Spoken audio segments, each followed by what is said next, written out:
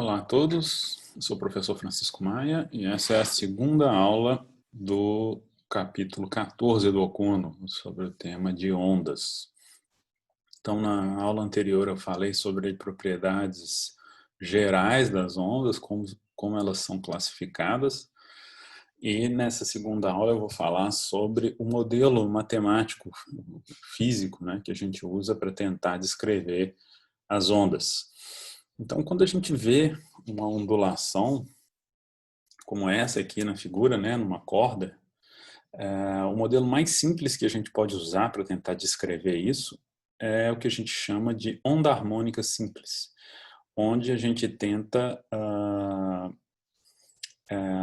modelar, né, a gente tenta descrever essa sucessão aí contínua de ondas pela função seno, né? Então isso parece, a gente diz que se a onda tiver uma função seno, e nem sempre isso é verdade, ok? A gente vai ver que nas ondas do mar, por exemplo, a onda do mar não tem essa forma de função seno, né? Ela é diferente, ela tem um pico mais agudo aqui do que não é tão arredondado assim, enfim.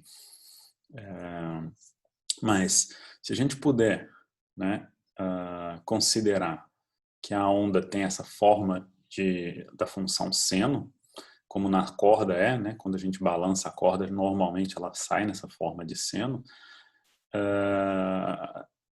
Então a gente diz que essa onda pode ser considerada uma onda harmônica simples, ok? Ou simplesmente uma onda, costuma ser chamada de ondas senoidais. Okay? Então, com base nisso, a gente consegue definir para essas ondas aí três características básicas aí que vão definir todas as outras, ok? A primeira é a amplitude da onda, que é o deslocamento vertical máximo dela a partir da posição do equilíbrio. Então, se essa corda tivesse em equilíbrio, ela ia estar nessa posição pontilhada aqui. E aí, o deslocamento vertical máximo é quando ela atinge esse ponto vermelho aqui, né? Que acontece aqui ou acontece aqui, ele vai acontecer várias vezes.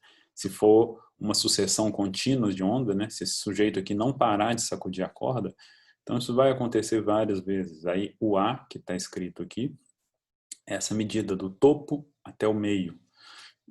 Geralmente, a maneira mais fácil de medir é você medir do topo até o mínimo, aqui, né? Do máximo até o mínimo. Então, você pegar essa distância aqui e depois dividir por 2 essa distância. E aí você vai ter a amplitude da onda. Então, nesse caso, né, do máximo até o mínimo, te dá o dobro da amplitude. Então, isso aqui seria duas vezes A. Ok? Isso também é uma maneira simples de visualmente você identificar e achar a amplitude da onda. A segunda propriedade que visualmente você consegue identificar e que é crucial é o comprimento de onda, que é a distância entre quaisquer dois elementos repetidos da onda. Okay? Então, normalmente a gente pega a distância entre um máximo e outro máximo, então já está aqui ó, o comprimento de onda, que vai ser o mesmo se você pegar de um mínimo aqui, né, que no caso esse ponto aqui até esse ponto aqui, também dá um comprimento de onda, ou se você pegar aqui, por exemplo, desse meio aqui, passa pelo meio, volta no meio de novo, também dá um comprimento de onda. Então, quaisquer dois elementos repetidos aí da onda, ok? Máximo, máximo, mínimo e mínimo. Você tem que tomar cuidado se você pegar no meio aqui, para você não pegar esse ponto aqui, ó. Você sempre tem que pegar, se você pegar o meio, você tem que saltar onde a corda passa e pegar aqui, porque repara que nesse ponto a corda está descendo aqui, né? Ó. Se você pegar esse ponto, não é o mesmo elemento, porque aqui a corda está subindo. O mesmo elemento é aqui, onde a corda está descendo de novo, ok?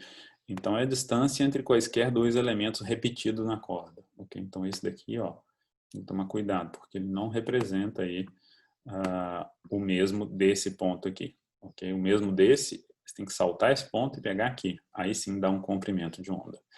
E a terceira característica da onda é a velocidade com que esses pulsos estão se deslocando. Isso daqui, que vocês estão vendo, é uma onda congelada, ok? Então, na verdade, esse pulso aqui está se movendo para lá, esse primeiro pulso está andando para a direita com uma velocidade v, esse vem logo atrás dele movendo com a mesma velocidade, esse que ele está fazendo aqui vai sair, então é como se todos esses pulsos estão se movendo para a direita. Isso aqui é uma fotografia congelada no tempo da corda, mas se ela estivesse andando, você ia ver esses pulsos andando para a direita. Cada um desses picos vai estar andando para a direita.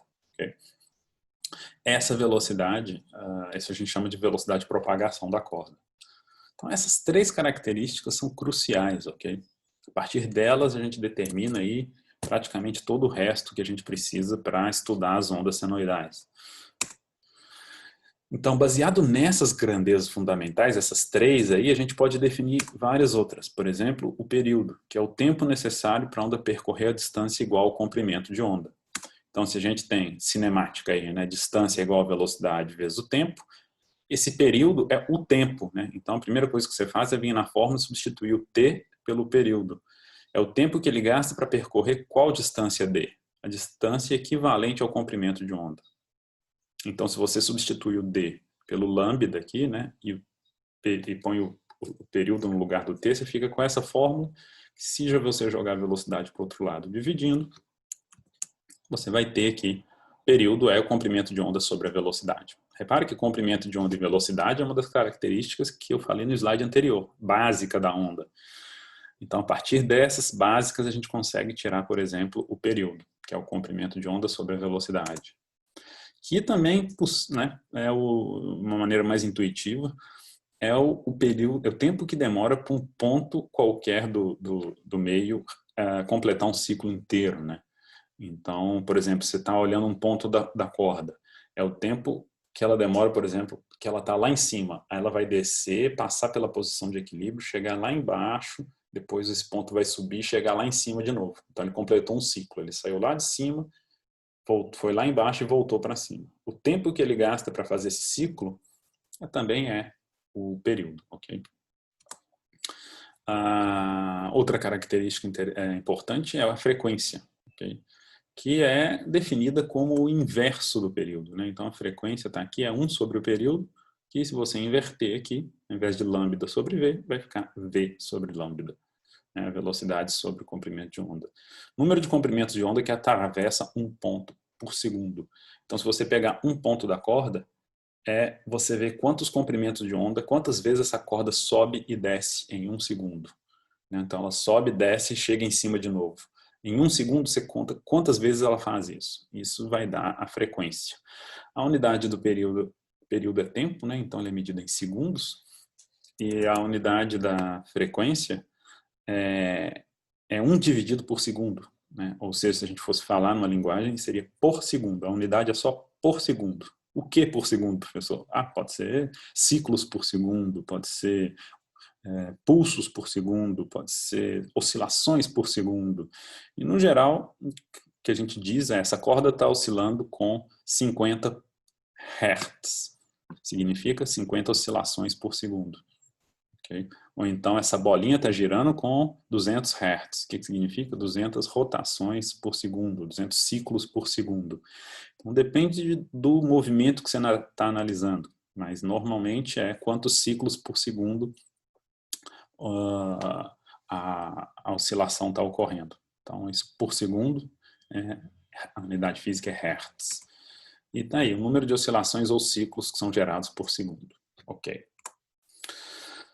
Então, quando a gente analisa essa onda senoidal congelada, né, ela tem a fórmula de seno, a gente poderia calcular a posição y dela, que é a amplitude que ela está acima da posição de equilíbrio aqui da corda, né? Quanto que ela subiu aqui, né? Então, dependendo da posição dela aqui, por exemplo, ela vai ter uma certa amplitude aqui. Em algum outro ponto, por exemplo, aqui, ela vai ter uma amplitude negativa, né? Então, a gente tem que ter uma fórmula que dê conta da amplitude dela em cada ponto da corda, né? Qual a amplitude dela nesse ponto aqui, em meio metro, e aqui em 0,65 centímetros. Então, tudo isso, se a gente estiver adotando aí, né, a onda senoidal, então a amplitude dela é dada por uma fórmula do seno. Então vai ser A, onde A é a amplitude máxima dela aqui, vezes o seno de um ângulo. O problema é que a gente não quer trabalhar com ângulo, a gente quer trabalhar com comprimento, né? Medido aqui em centímetros, por exemplo. Por quê? Porque a gente sabe que essa daqui, né, do início aqui até o final, a gente sabe esse comprimento da corda. Isso é um comprimento de onda, isso é lambda. Então a gente quer transformar esse ângulo aqui, a gente não quer trabalhar com o seno de um ângulo. A gente quer trabalhar com uma coisa que seja relativa ao comprimento de onda. Ok? Então, aqui no eixo X, você está vendo especificado como que o ângulo está relacionado com os comprimentos de onda, né? Então, por exemplo, a gente sabe que, como eu falei, do início aqui até o final, representa um comprimento de onda.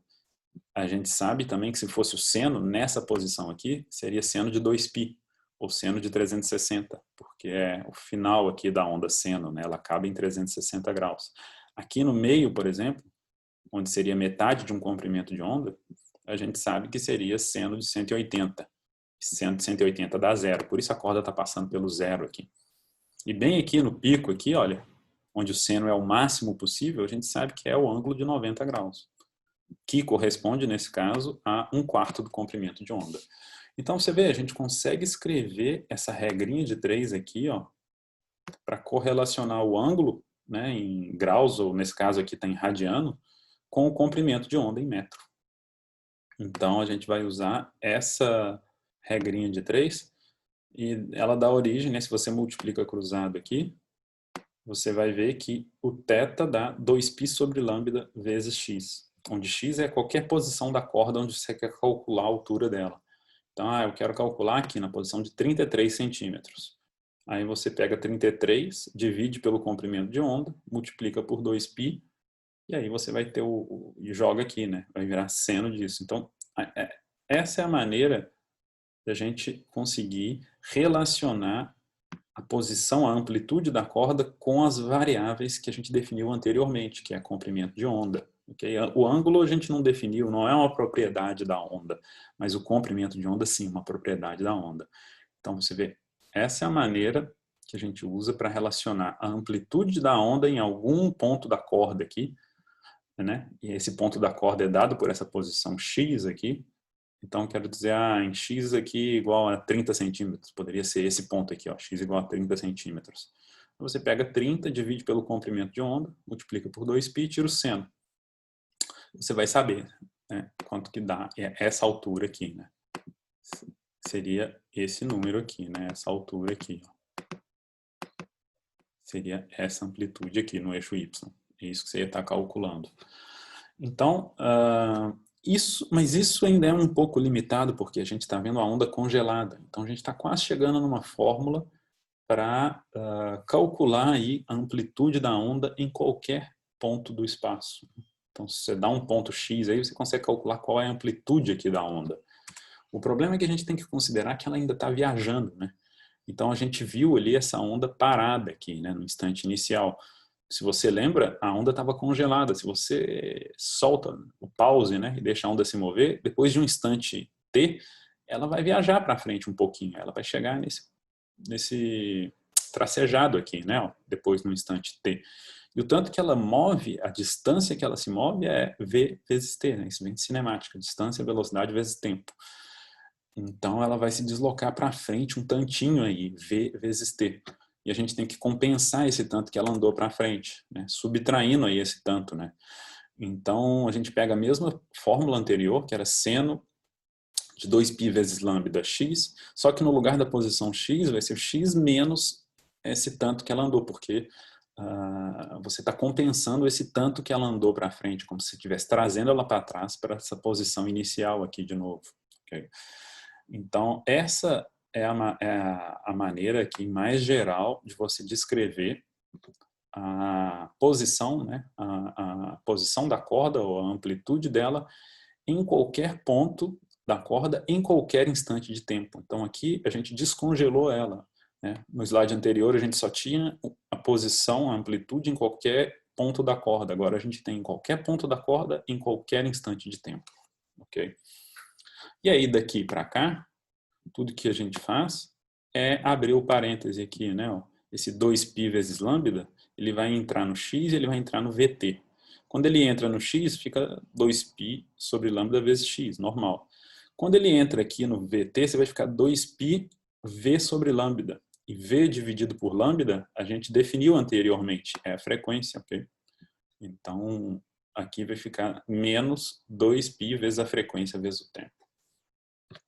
E aí pronto, a gente, para poder simplificar e não ficar carregando esses 2π aí para todo lado, a gente define duas grandezas auxiliares, que é o número de onda, que é o 2π sobre lambda, é essa parte que acompanha o x aqui, ó. Então, esse cara que acompanha o x, a gente chama ele de número de onda, ok?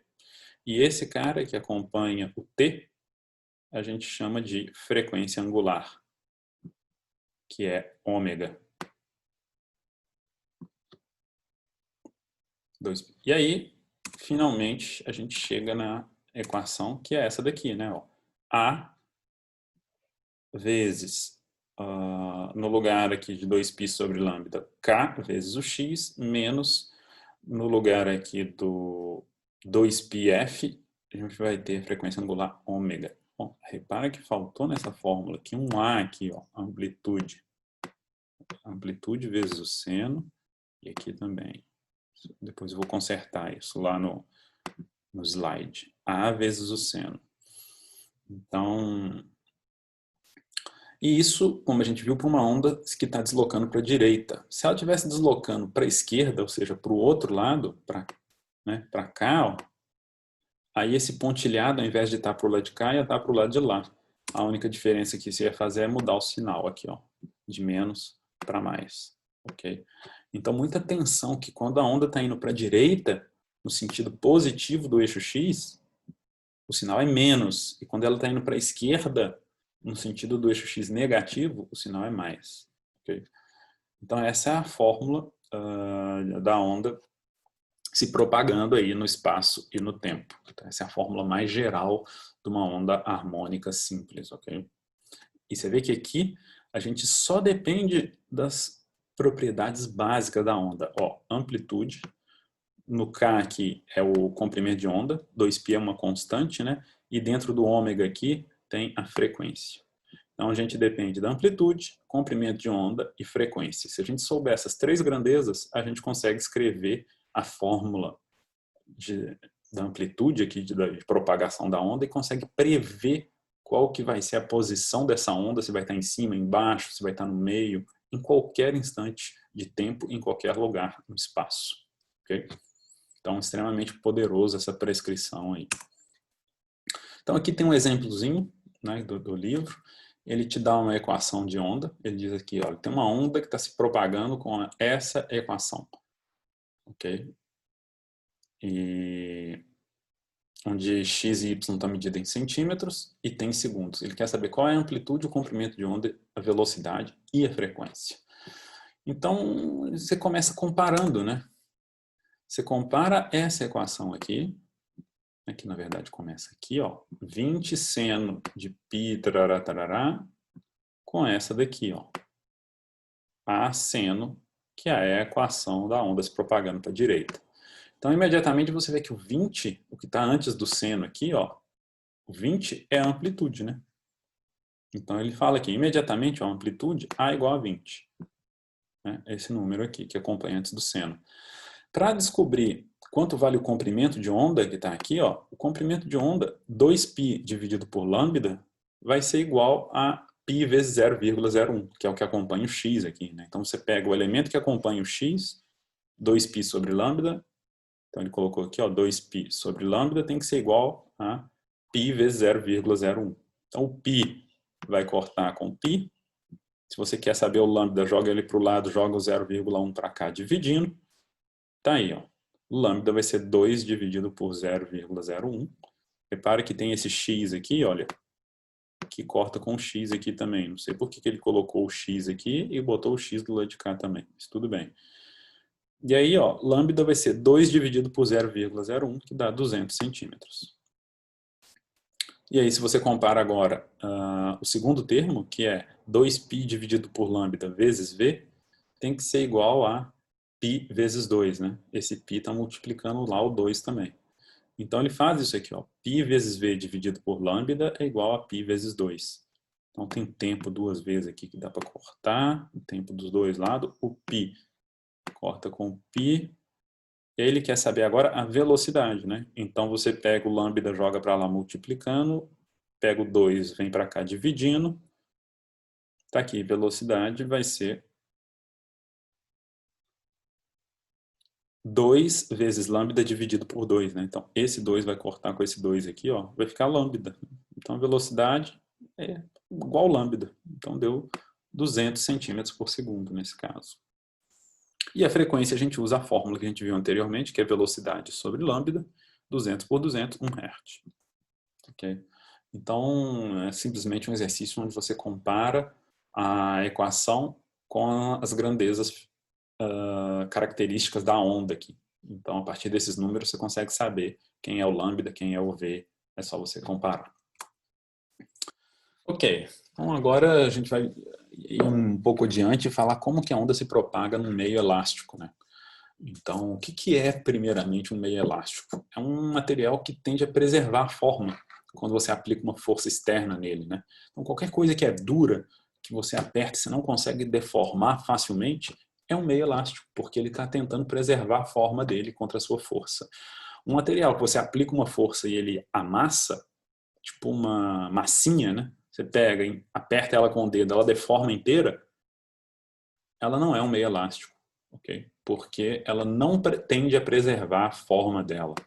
Então, são particularmente o material que é duro, que é resistente à força externa, que é um bom meio elástico, ok? Então, isso acontece, claro, porque existem forças restauradoras entre as moléculas que tendem a retornar ele à posição inicial, depois que você para de aplicar a força. Então, você aplica, você empurra as moléculas, e aí quando você para de aplicar a força, as moléculas uma aplica força na outra, voltando ela para a posição original, que é essas forças restauradoras, ok? São características aí de um meio elástico. Então, praticamente tudo... É difícil você ter um meio não elástico, né?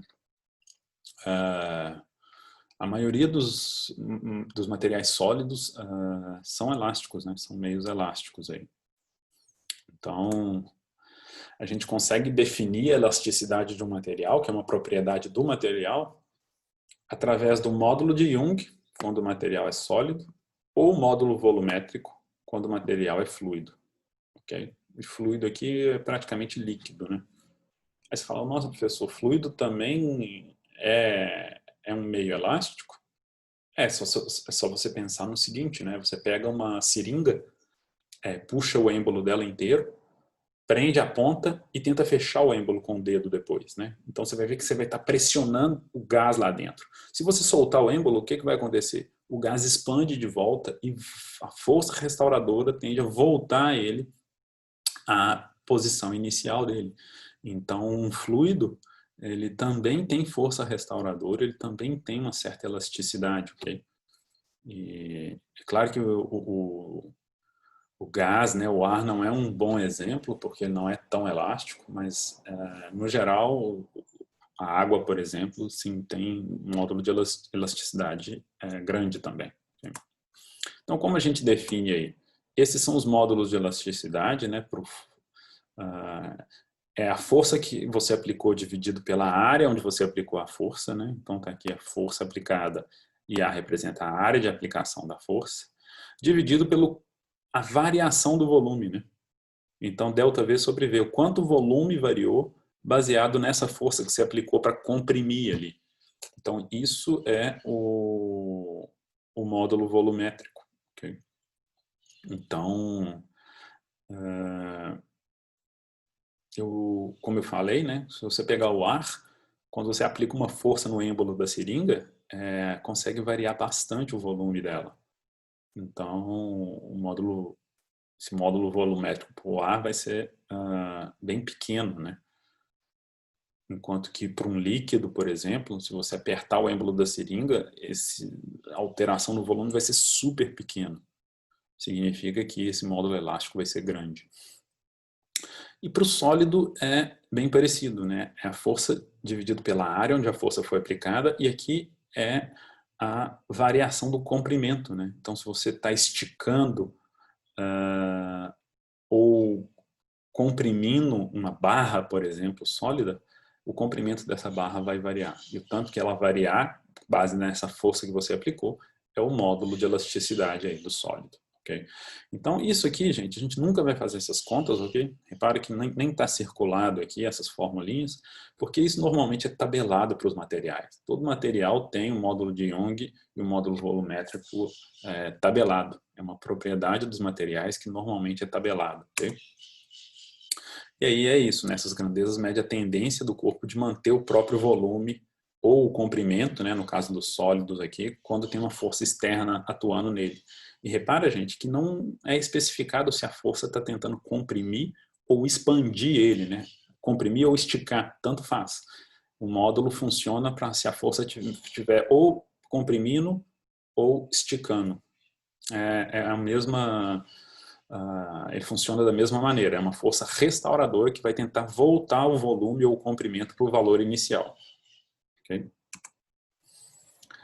E aí, por que eu falei nesses módulos de elasticidade? Porque essas características de elasticidade que vão influenciar na velocidade de propagação das ondas, ok? Quanto mais elástico aí, quanto melhor for o módulo de elasticidade do corpo, a gente vai ver aí que vai ter uma influência na velocidade de propagação das ondas, ok?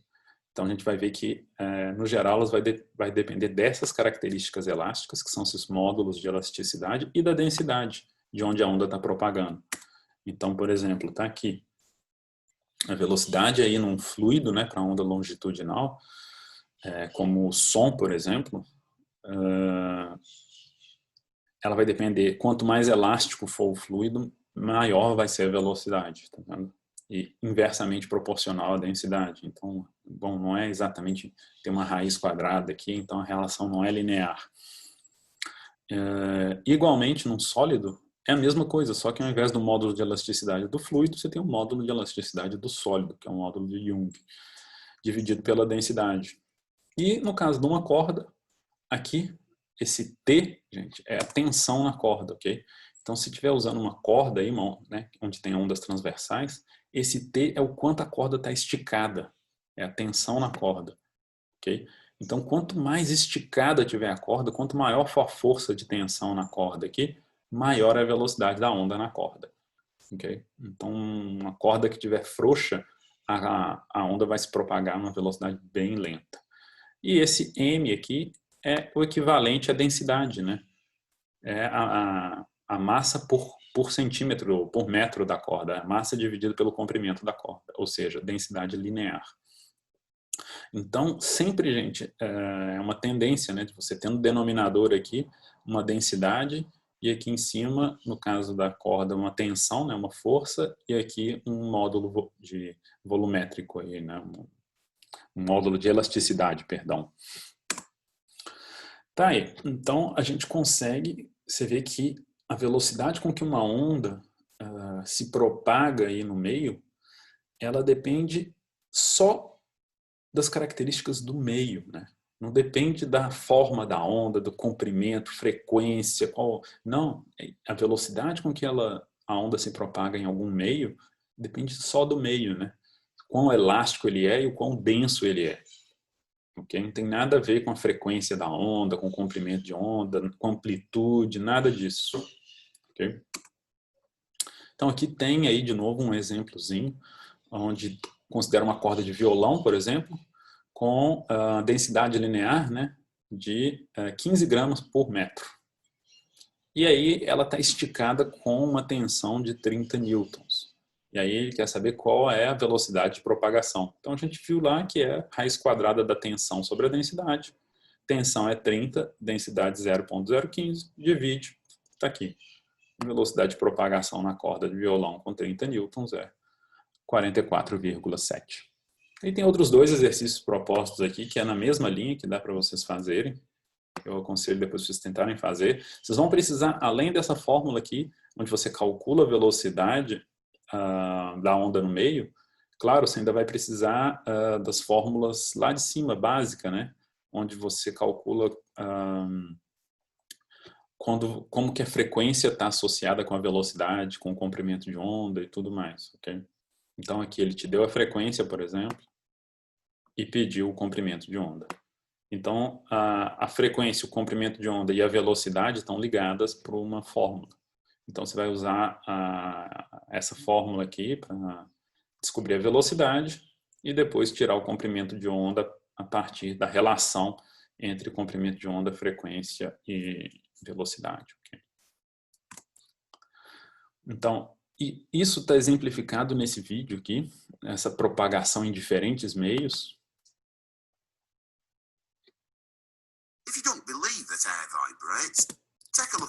Espera aí, deixa eu tentar colocar uma legenda aqui. Eu acho que essa só tem em inglês, infelizmente. Vamos lá.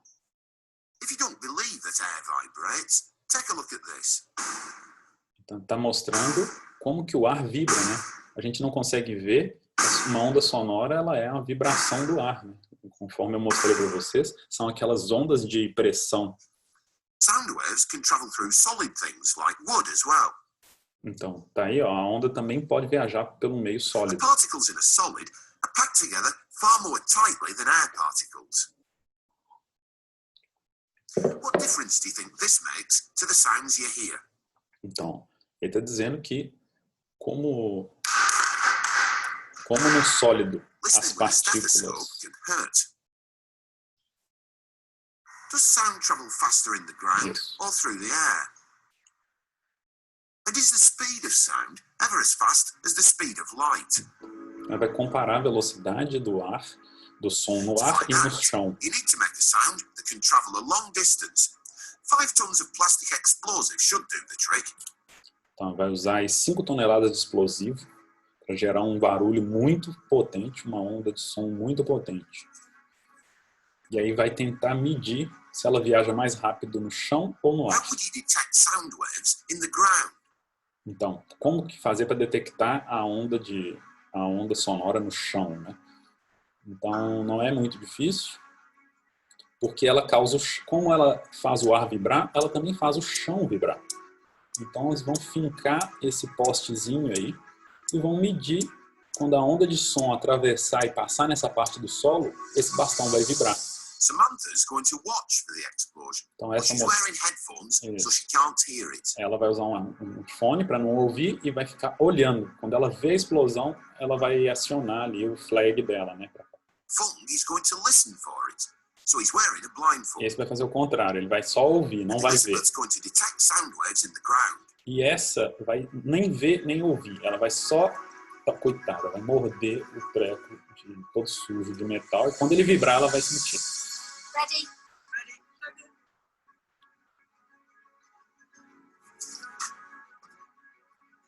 So, who's going to be the first, second and third to detect the explosion? E aí eles vão ver qual, né? Vão comparar as velocidades. Quem vai ver primeiro a explosão? Essa que está vendo, o que está ouvindo ou que está sentindo pelo chão? Esse está pegando a onda de som pelo ar. Ele está ouvindo a onda viajar. Essa está vindo a onda de som viajar pelo chão. E a outra está olhando, né? Vendo a luz da explosão. Então ela não está usando onda de som. Essa daí está usando a luz.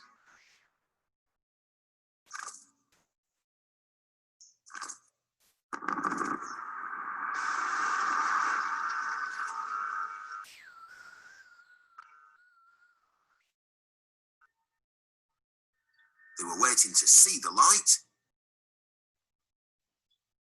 hear the sound, or feel the sound. Samantha was first because the light got to them before the sound. Então, claro que a primeira é a luz, né? Ela que viu a explosão primeiro que os outros. Elizabeth was next when she felt the sound coming through the ground. Em segundo lugar foi a mocinha que estava com a boca no metal lá. Ó. And Fung was last. When he heard the sound of the Então esse foi o último aí, through the air. que ouviu o som vindo pelo ar. The speed of sound in the air is 350 meters per second. A velocidade do som no ar. At 5,000 meters per second, no solo. sound travels much faster through the ground. Mais de 10 vezes mais rápido pelo chão do que pelo ar. But light is much faster than any sound. Claro, né? A velocidade da luz é a maior de todas.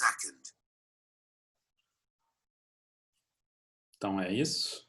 Você vê que no sólido o som viaja muito mais rápido, né? Porque as partículas estão muito mais próximas uma da outra que no ar. O ar é bem rarefeito e aí demora até a vibração de uma partícula transmitir para uma vizinha e fazer a onda se propagar.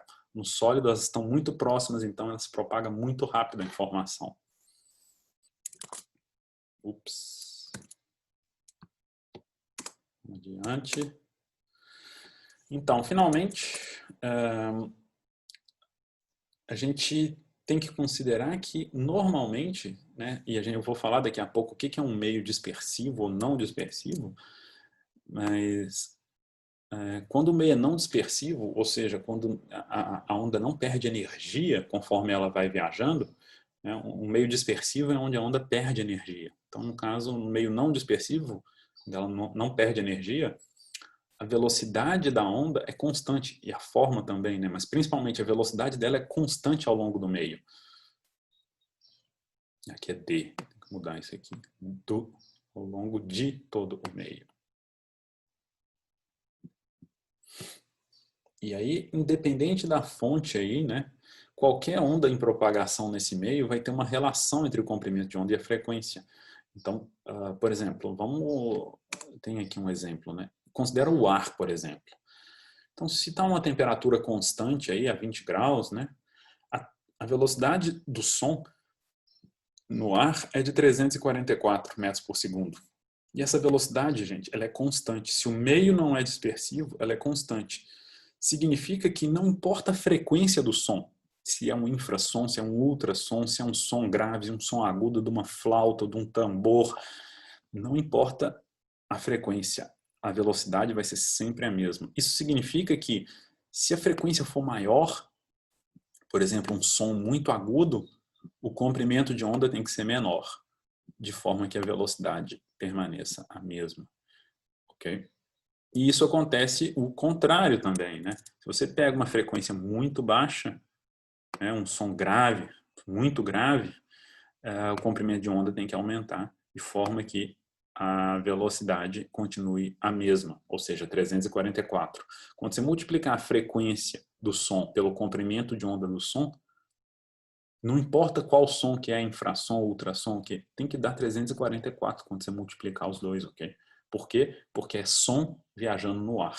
A velocidade só depende das características do ar, que, né, nessa temperatura vai dar 344, ok? Então é isso. Por outro lado, quando uma onda troca de meio, a velocidade e o comprimento de onda se altera, de forma que a frequência fique constante. Então, quando uma onda troca de meio, né, de um meio para o outro, o que se mantém constante é a frequência. A gente sabe que a velocidade não pode ser a mesma também. Por quê? Porque a velocidade é uma característica de cada meio. Então, se você mudou de meio, né, da água para o ar, por exemplo, vai mudar a velocidade de propagação, porque a água tem características diferentes do ar. Entretanto, a frequência não pode mudar. É isso que ele está dizendo, né? A frequência, ela só depende da fonte. Então, se alguma fonte gerou uma determinada onda numa determinada frequência, essa onda vai sempre ter essa frequência. Ela pode mudar a velocidade e o comprimento de onda, de forma que a frequência fique sempre igual. Okay? Então, de novo, nesse caso, quando a onda muda de meio, né, você vai ter aí uma relação aí que se a velocidade aumentar, o comprimento de onda também tem que aumentar. E vice-versa. Ok? Então, de forma que quando você dividir um pelo outro, tem que dar sempre a mesma frequência, que é, nesse caso, a frequência da fonte que gerou esse som. Okay? Então, eu falei no vídeo anterior que a gente ia voltar nesse... Na aula anterior eu mostrei um pouquinho desse vídeo, agora a gente vai mostrar ele inteiro. Mostra justamente isso, né? As várias maneiras como as grandezas da onda estão relacionadas uma com a outra. Então, o que ele está fazendo aí, ó, é tensionando, ele está aumentando aqui, puxou o dinamômetro para cima, significa que ele está tensionando essa corda está puxada com uma força muito grande aqui agora, olha o tanto que ele esticou o dinamômetro. E aí o que aconteceu quando ele esticou o dinamômetro? Olha o comprimento de onda como ficou grande. Repare que isso aqui é meio comprimento de onda, né? Ainda tem a parte de baixo da onda aqui, ó. Então tem a parte de baixo e essa é a parte de cima. Então isso aqui é só meio comprimento de onda.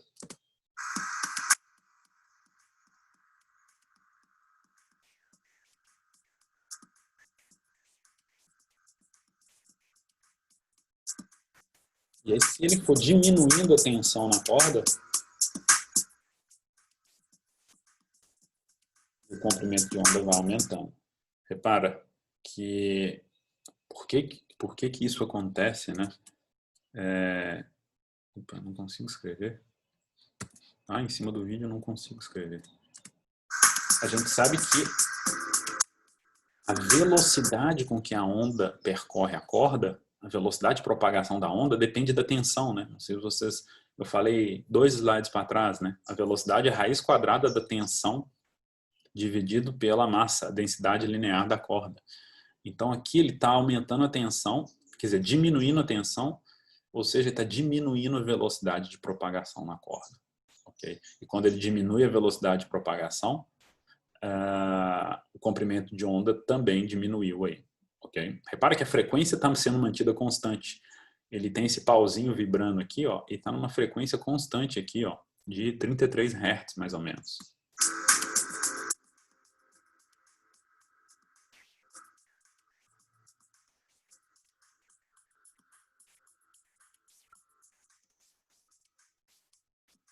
Ele vai diminuir mais ainda a tensão na corda.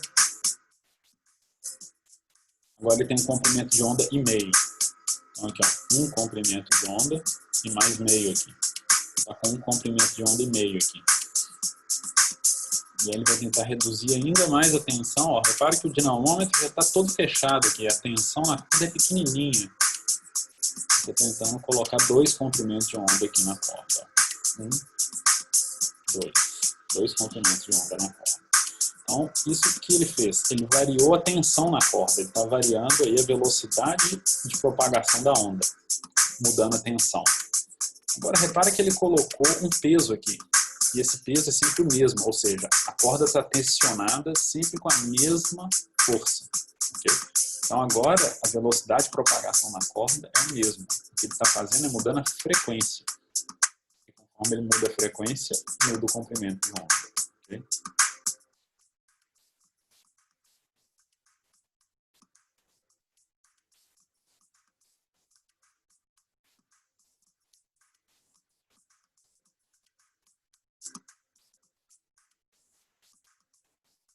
Com a velocidade de propagação constante, a única maneira de você mudar o comprimento de onda é mudando aí a frequência, porque a velocidade de propagação da onda está constante, porque é sempre o mesmo peso tensionando a corda aqui.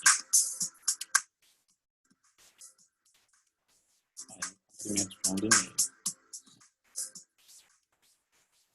Uma onda estacionária. Como eu falei lá na aula anterior, isso é uma onda estacionária. Okay? Agora vai fazer algo super interessante e mudar a densidade da corda. Não dá para ver aqui porque tem uma corda, metade da corda é branca e metade da corda é preta. Essa corda preta, gente, ela é mais pesada do que a branca. Então ele pegou 2 cordas diferentes, uma mais pesada, uma corda mais pesada e uma mais leve, e juntou as duas aqui. E botou elas para oscilar na mesma frequência. Então esse cara aqui, o pauzinho, está aqui numa frequência de 30 Hz. Só que essa corda aqui mais pesada, como a gente viu que a velocidade de propagação depende da tensão, e a tensão é a mesma, né? Tem uma tensão aqui puxando, e essa tensão está aplicada nas duas, né? Nas duas metades da corda, igual.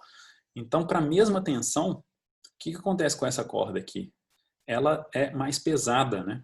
Então, se a gente voltar 2 slides, você vai ver que a velocidade de propagação nessa parte aqui, ela vai ser menor, porque a densidade da corda entra no denominador.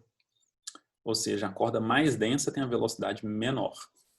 Então, acontece esse efeito super curioso, onde aqui ele colocou uma corda que tem exatamente 4 vezes a massa da outra. Né? Então, essa corda aqui tem 4 vezes a densidade linear da outra. Okay? E aí, por isso, a velocidade dela, como tem uma raiz quadrada, a velocidade de propagação nessa corda vai ser metade. E como a velocidade de propagação é metade, o comprimento de onda fica o dobro. Aqui, ó, aqui tem um comprimento de onda e aqui tem meio comprimento de onda só.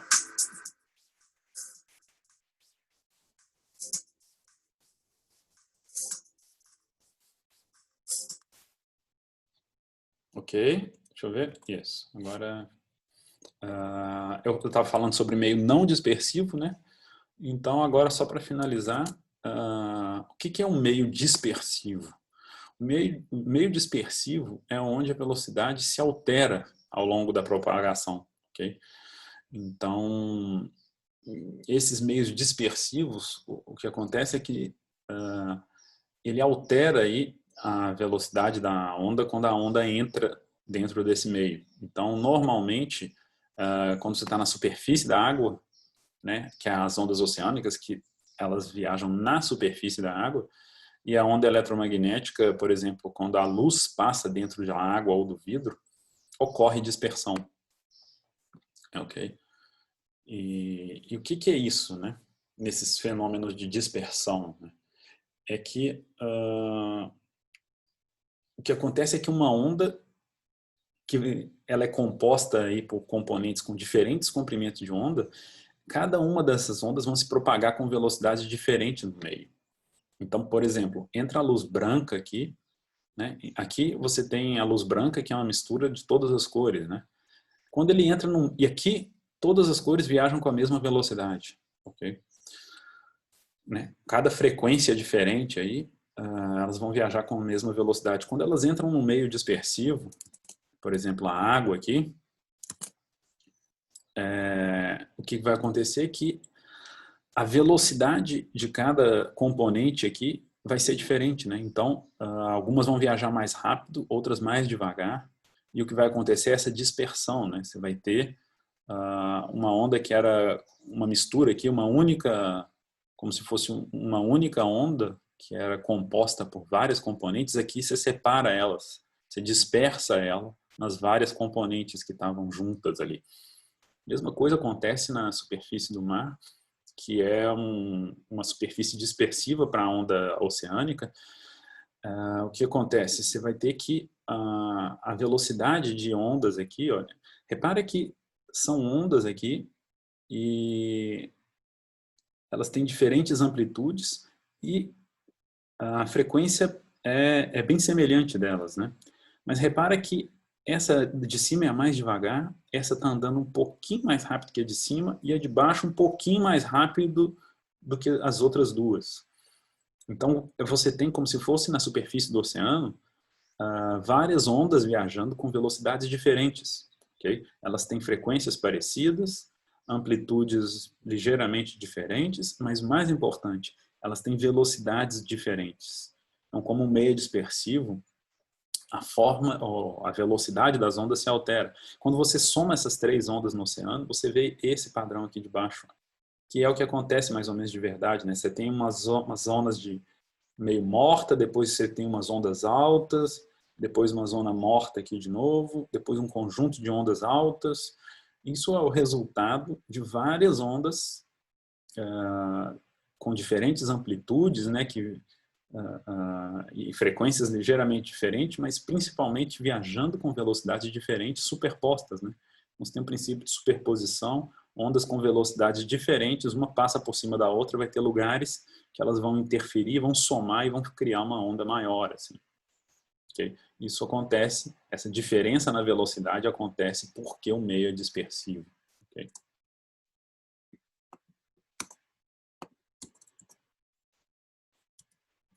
Opa, o que aconteceu? Não consigo avançar.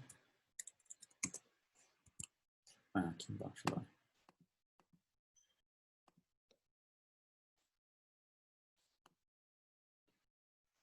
Nossa Senhora. Tá, perdão. Apertei muitas vezes ali, de repente ele avançou e foi até... Bom, mas enfim. Esse era o último slide que eu queria mostrar hoje, nessa videoaula. Eu dou sequência na próxima com a análise de Fourier. Okay? Então a gente se vê aí na próxima videoaula.